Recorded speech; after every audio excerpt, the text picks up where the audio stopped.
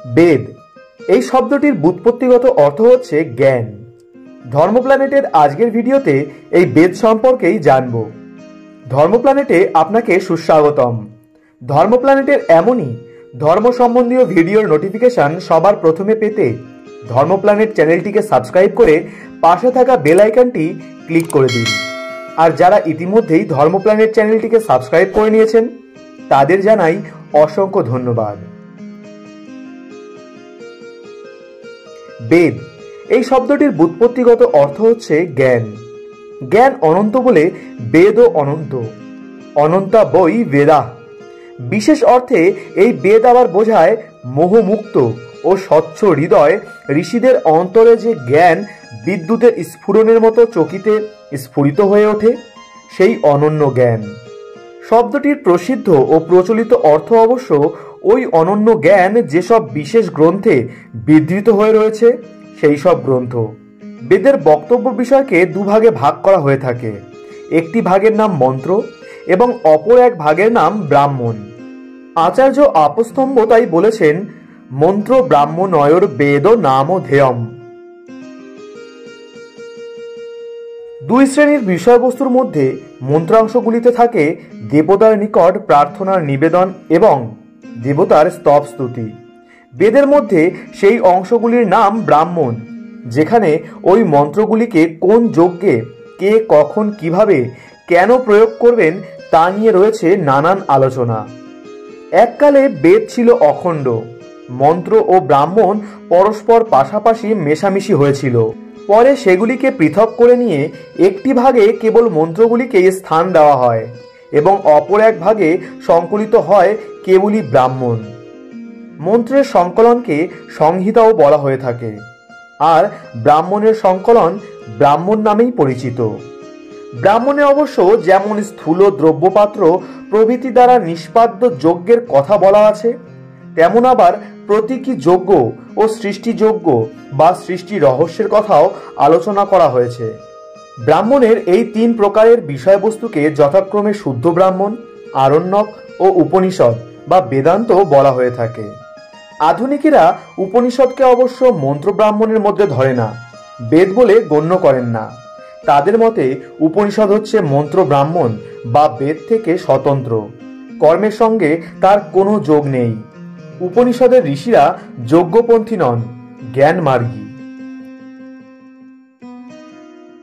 বেদের মন্ত্রগুলি তিন প্রকারের: পদ্যবদ্ধ, গীতিবদ্ধ ও গদ্যবদ্ধ। প্রাচীন আচার্যদের মতে পদ্যবদ্ধ মন্ত্রের নাম ঋগ, গীতিবদ্ধ মন্ত্রকে বলে সাম এবং গদ্যবদ্ধ মন্ত্রগুলি যজু নামে পরিচিত। এছাড়াও পদ্যময় অথবা গদ্যময় অথবা গদ্যপদ্য মিশ্রিত এমন কিছু মন্ত্র আছে যেগুলির প্রচার ও প্রয়োগ অথর্ব নামে এক শ্রেণীর পুরোহিত মধ্যে সীমিত ছিল, তা অথর্ব নামে পরিচিতি লাভ করে। সাধারণত পদ্যবদ্ধ মন্ত্রগুলি যজ্ঞভূমিতে হোতা নামে ঋত্বিক পাঠ করে থাকেন। গীতিবদ্ধ মন্ত্রগুলি পাঠ করতে হয় উদ্গাতাদের এবং গদ্যবদ্ধ মন্ত্রগুলি হল অর্ধর্জুর পাঠ্য। অথর্ব মন্ত্রগুলি গৃহীর নিজের অথবা তার পরিবারের সদস্যদের কল্যাণের জন্য গৃহযজ্ঞে অথবা ব্রহ্মা নামে ঋত্বিক কর্তৃক দেবযজ্ঞে পঠিত হয়ে থাকে।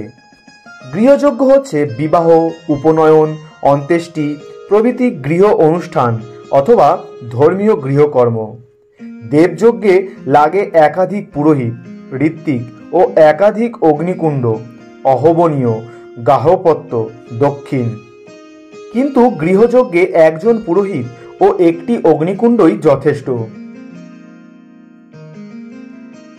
বেদের মন্ত্র সংকলনে রয়েছে এই চার শ্রেণীর অথবা এই চার ঋত্বিকের পাঠ্য মন্ত্রগুলিরই সমাবেশ। কোনো সংহিতা ঋকের, কোনোটি সামের, কোনোটি যজুর এবং কোনোটি অথর্ব মন্ত্রের সংকলন। সম্প্রদায় ভেদে বা সংস্করণ ভেদে একই ঋক মন্ত্রগুলি একাধিক সংহিতায় সংকলিত হয়ে থাকতে পারে।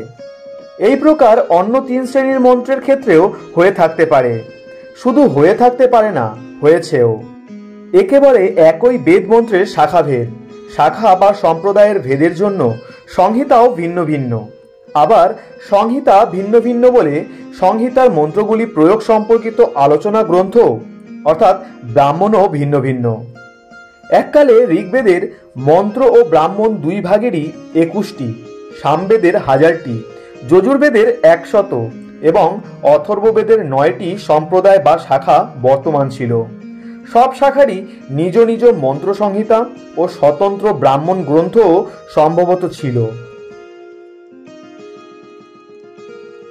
সুতরাং বোঝা যাচ্ছে যে বেদের মূল ভিত্তি হচ্ছে মন্ত্রাংশগুলি এবং ব্রাহ্মণ হচ্ছে ওই মন্ত্রাংশগুলিরই অনুভূতি সেবক, কারণ তারা মন্ত্রের যজ্ঞভূমিতে প্রয়োগের প্রয়োজনীয় নির্দেশই দান করতে উদ্যোগী। ব্রাহ্মণ গ্রন্থগুলি ধরেই নিয়েছে যে প্রত্যেক মন্ত্রই যজ্ঞকর্মের প্রয়োজনে উদ্ভূত এবং যজ্ঞের প্রয়োগেই বেদ মন্ত্রের সার্থকতা।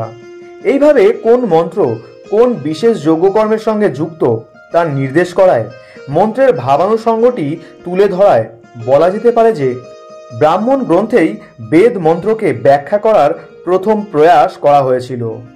সরাসরি অর্থ নির্দেশ না করায় এই ব্যাখ্যা পরোক্ষ এবং অবশ্যই যজ্ঞপন্থী। এছাড়াও কোনো কোনো স্থানে আবার মন্ত্রের অন্তর্গত বাক্যাংশের অথবা শব্দ বিশেষের ব্যাখ্যাও সেখানে করা হয়েছে। এইভাবে বেদ ব্যাখ্যায় গঙ্গা জলেই গঙ্গা পুজো সারার মতো ব্রাহ্মণের কিছু গুরুত্ব অবশ্যই আছে। ঋষির নিকটে উদ্ভাসিত মন্ত্রের মধ্যে যে পদগুলি রয়েছে সেগুলিকে আমরা সংহিতার মধ্যে পরস্পর সন্ধিযুক্ত অবস্থাতেই পেয়ে থাকি। সংহিতায় মন্ত্রকে যে অবস্থায় পাই তাকে বলে মন্ত্রের সংহিতা পাঠ। যদি মন্ত্রের পদগুলিকে সন্ধি বিযুক্ত করে পাঠ করা হয় তাহলে সেই পাঠকে বলে পদপাঠ। এই পদপাঠে পদগুলিকে কেবল যে সন্ধি বর্জন করেই পাঠ করা হয়েছে তাই নয়, নত্য সত্য বর্জন করে পদকে প্রকৃতি প্রত্যয়ে ও সদস্য শব্দে, সমাসের ঘটক বা সমস্যমান শব্দে ভাগও করা হয়েছে। কোনো পদে ছন্দের কারণে হ্রস্বস্বরের স্থানে সংহিতা পাঠে যদি দীর্ঘস্বর ব্যবহৃত হয়ে থাকে তাহলে পদ পাঠে তাকে তার স্বাভাবিক ব্যাকরণসম্মত হ্রস্বস্বরেই ফিরিয়ে আনা হয়েছে। তাই ঋষি যে আকৃতিতে মন্ত্রটি পেয়েছিলেন ঠিক সেই আকৃতিকে অবিকৃত রাখার জন্যই, মন্ত্রকে স্মৃতিতে ঠিক ঠিক ধরে রাখার কারণেই যে পদ পাঠের প্রবর্তন তা নয়। মনে হয় মন্ত্রের অর্থবোধে সাহায্য করাই তার মুখ্য উদ্দেশ্য। পদপাঠও তাই বেদের এক প্রাচীন পরোক্ষ ব্যাখ্যা। ঋগ্বেদের পদপাঠের প্রবর্তক সাকল্যের নাম ঋগ্বেদেই আরণ্যক অংশে আছে। তিনি তাই অর্বাচীন নয়, সুপ্রাচীন এক শ্রদ্ধেয় ব্যক্তি। বৈদিক যুগ অতিক্রম করে বেদাঙ্গের যুগে চলে আসি। এই যুগে বেদার্থীদের বেদ চর্চায় সাহায্যের জন্য মাত্র 6টি নয়, শিক্ষা, কল্প, ব্যাকরণ, নিরুক্ত, ছন্দ ও জ্যোতিষ নামে 6টি শ্রেণীর গ্রন্থ রচিত হয়েছিল। এই গ্রন্থগুলিকেই বলা হয় বেদাঙ্গ। এর মধ্যে ব্যাকরণ, নিরুক্ত ও ছন্দ বেদ মন্ত্রের অর্থবোধে আমাদের সাহায্য করে। এই 3 শ্রেণীর বেদাঙ্গের মধ্যে আবার নিরুক্তের নিঘণ্টু নামে বৈদিক কোষগ্রন্থ ও তার নিরুক্ত নামে ব্যাখ্যা গ্রন্থের কাজই হল বৈদিক শব্দের অর্থ সরাসরি নির্দেশ করা। নিঘণ্টুতে আছে বিভিন্ন একার্থবাচী, অনেকার্থবাচী ও দেবতাবাচী শব্দের তালিকা। কোন তালিকার অন্তর্গত করা হয়েছে দেখে বুঝে নিতে হয় শব্দটির কি অর্থ। নিরুক্তে কিন্তু কেবল শব্দের স্থূল অর্থই নয়, ব্যুৎপত্তি বিচার করে তার যৌগিক অর্থ নির্দেশ করা হয়েছে এবং যে মন্ত্রে এই শব্দটি রয়েছে প্রসঙ্গত সেই মন্ত্রেরও একটি সংক্ষিপ্ত ব্যাখ্যা দেওয়া হয়েছে। এককালে হয়তো একাধিক নিরুক্ত গ্রন্থই পাওয়া যেত, কিন্তু আমাদের দুর্ভাগ্য যে একটি ছাড়া অন্য সব নিরুক্তই বর্তমানে বিলুপ্ত। যে একটি মাত্র নিরুক্ত আমরা পেয়ে থাকি তা হল আচার্য যাস্কের রচনা। যাস্কের নিরুক্ত থেকে আমরা জানতে পারি যে তার আগেও বৈদিক শব্দের অর্থ ও বৈদিক দেবতাদের স্বরূপ নিয়ে বিভিন্ন বিজ্ঞজনের মধ্যে নানা মতভেদ ছিল। পূর্বাচার্যদের মধ্যে কেউ দিতেন ইতিহাসমুখী ব্যাখ্যা, কেউ যজ্ঞমুখী, কেউ নিসর্গপন্থী, কেউ বা আধ্যাত্মধর্মী ব্যাখ্যা, কেউ কেউ বা মন্ত্রে যে দেবতার নাম উল্লেখ করা হয়েছে তিনি ভুলোকের অথবা অন্তরিক্ষ লোকের অথবা দুলোকের দেবতা তা নিয়ে ভিন্ন ভিন্ন মত প্রকাশ করতেন। এছাড়া আধ্যাত্মিক ব্যাখ্যার সন্ধানও যে আমরা নিরুক্তে পাই না তা কিন্তু নয়। আরণ্যক ও উপনিষদের যুগ থেকেই বৈদিক মন্ত্রকে আধ্যাত্মিক বিষয় বোঝাতে গিয়ে আরণ্যক ও উপনিষদে বেশ কিছু বেদমন্ত্রই সমুদ্রিত হয়েছে। বেদ বাক্যের তাৎপর্য কিভাবে নির্ণয় করা উচিত, সন্দিগ্ধ ও বিতর্কিত স্থলগুলিতে সমস্যার সমাধান কিভাবে করতে হয় তার অনুষ্ঠানভিত্তিক ব্যাখ্যা পাই জৈমিনীর মীমাংসা দর্শনে, এবং আধ্যাত্মিক ব্যাখ্যা দিয়েছেন বাদরায়ণ তার ব্রহ্মসূত্রে, দুই সূত্রাকারে রচিত। এরপর আমরা চলে আসি সেই সব ভাষ্যকারদের যুগে যারা বেদের মন্ত্রগুলির ধারাবাহিক ব্যাখ্যা দেওয়ার চেষ্টা করেছেন।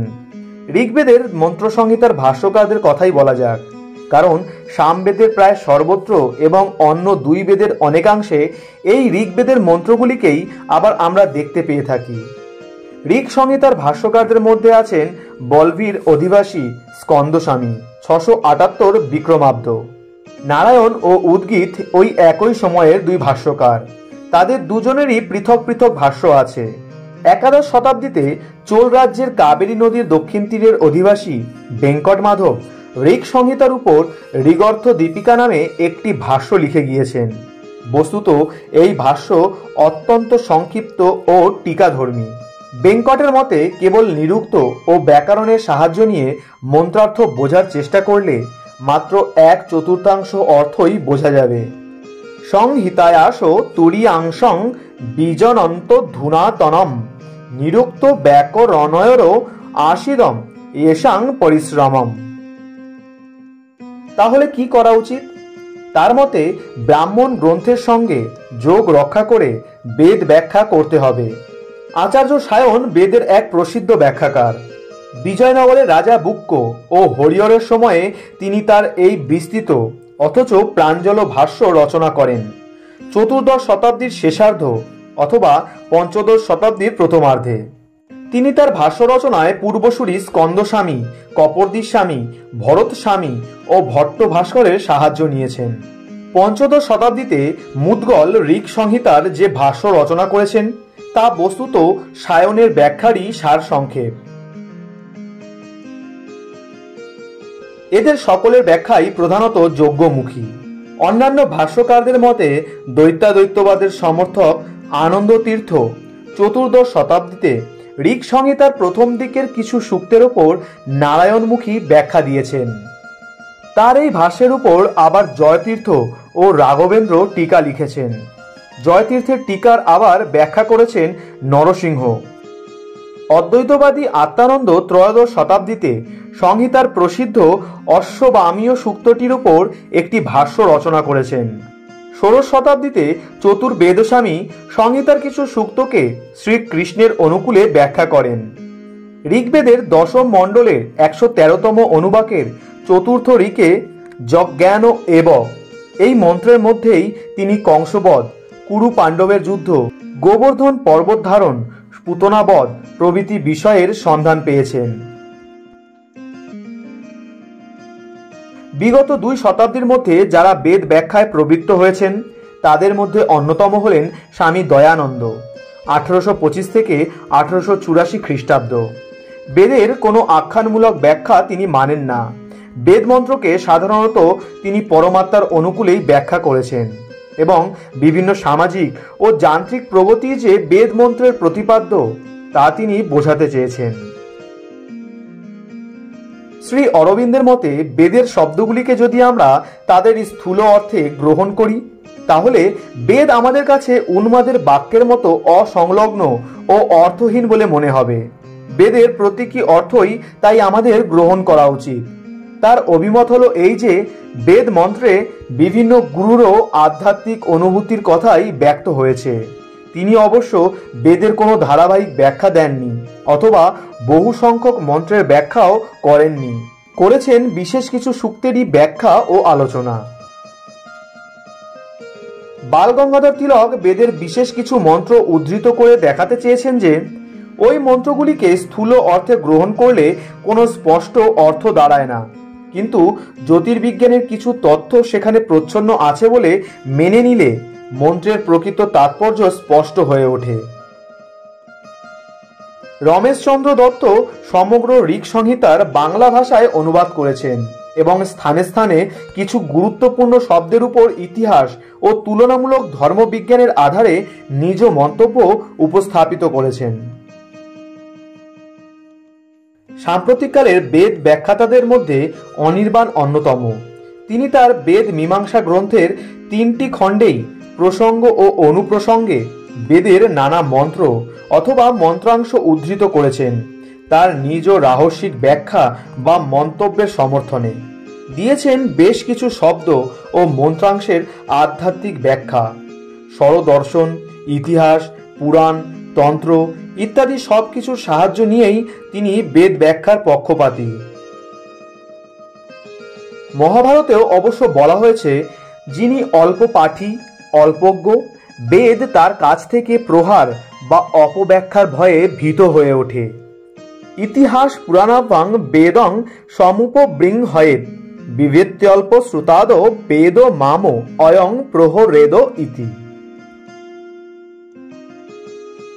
আসুন এরপর আমরা চলে আসি পাশ্চাত্য দেশের বিশিষ্ট কয়েকজন বেদজ্ঞ পণ্ডিতের কথায়। প্রতীচ্যের পণ্ডিতগণ ভারতীয় ভাষ্যকারদের বেদ ব্যাখ্যায় সন্তুষ্ট নন। তাদের বক্তব্য হল, ভাষ্যকারদের আবির্ভাব বেদ রচিত হওয়ার বহুকাল পরে। ঋষিদের মনের ভাব, ব্যবহৃত শব্দের অর্থ, গঠন প্রক্রিয়া, প্রয়োগভঙ্গি তাদের কাছে তাই অজ্ঞাত। তারা তাই বেদোত্তর যুগের শব্দার্থ, আখ্যান, ধর্ম ও দর্শন বেদের উপর আরোপ করেছেন। এই আরোপিত অর্থ তাই ঋষির অভিপ্রেত অর্থ বা বক্তব্য হতে পারে না। বৈদিক শব্দের সঙ্গে ধ্বনিগত ও গঠনগত মিল আছে এমন নানা বিদেশি প্রাচীন শব্দের পারস্পরিক তুলনা করে বৈদিক শব্দের অর্থ স্থির করা উচিত এবং বিভিন্ন দেশের যেসব প্রাচীন উপাখ্যান ও ধর্মীয় আচার অনুষ্ঠান প্রচলিত আছে সেগুলির সঙ্গে তুলনা করে বৈদিক আখ্যান ও আচার অনুষ্ঠানের তাৎপর্য স্থির করা কর্তব্য। ম্যাক্স মুলার, ওল্ডেনবার্গ, রোড, গেল্টনার প্রমুখেরা তাই তুলনামূলক ভাষাতত্ত্ব ও ধর্মবিজ্ঞানের সাহায্যে বেদ ব্যাখ্যায় প্রবৃত্ত হয়েছেন। তাদের সেই ব্যাখ্যায় দেখা যায়, বেদের ঋষিরা তাদের জীবনের নানা পার্থিব কামনা বাসনা পূরণের জন্যই প্রকৃতি জগতের বিভিন্ন শক্তির কাছে বশ্যতা স্বীকার করে দেবতা জ্ঞানে সেই সব শক্তির পূজা ও স্তবে প্রবৃত্ত হয়েছিলেন। যারা বেদকে আধ্যাত্মবিদ্যার আকর বলে মনে করেন তাদের মূল বক্তব্য হল, শব্দের আক্ষরিক বা স্থূল প্রচলিত অর্থ গ্রহণ করলে বেদ বাক্যগুলি অসংবদ্ধ, অসঙ্গত ও উন্মত্তের প্রলাপের মতো মনে হয় এবং বেদে যদি কেবল জৈব কামনা বাসনার কথা বলা থাকে তাহলে পরবর্তীকালের আস্তিক দর্শনগুলি বিনা দ্বিধায় ও পরম শ্রদ্ধার সঙ্গে বেদের প্রামাণ্য কেন স্বীকার করে নিয়েছেন? বস্তুত বেদের গূঢ় অর্থ ও উদ্দেশ্য তাই জৈব বৃত্তির তোষণ ও পোষণ নয়, আধ্যাত্মিক উপলব্ধিরই প্রতীকী বর্ণনা। দর্শনের বীজ তিলে তৈলের মতোই বেদে প্রচ্ছন্ন হয়ে রয়েছে। তিলেষু তৈলবৎ বেদে বেদান্তা প্রতিষ্ঠিতা। বেদ সম্পর্কে যতই আলোচনা করা যাবে, যতই অধ্যয়ন করা যাবে, ততই আমরা নতুন নতুন জ্ঞানের অধিকারী হব। তাই আমাদের সকলের উচিত বেদ অধ্যয়ন করা। শুধু আমরা নিজেরাই নই, বেদ অধ্যয়নে বাড়ির ছোটদেরও উদ্বুদ্ধ করে তুলুন, যাতে তারাও অপরিসীম জ্ঞানের আলোয় উদ্ভাসিত হতে পারে, তাদের আগামী জীবনকে সুন্দর ও সুগম করে তুলতে পারে। আজকের ভিডিওটি কেমন লাগলো তা অবশ্যই কমেন্টে জানাবেন। ভিডিওটি ভালো লাগলে অবশ্যই লাইক করবেন এবং অনেক অনেক শেয়ার করে অন্যদেরও জানার সুযোগ করে দেবেন। আজকের মতো ধন্যবাদ। ধর্ম প্ল্যানেটে আপনাদের সাথে আবারও দেখা হচ্ছে আগামী ভিডিওতে। জয় শ্রীকৃষ্ণ।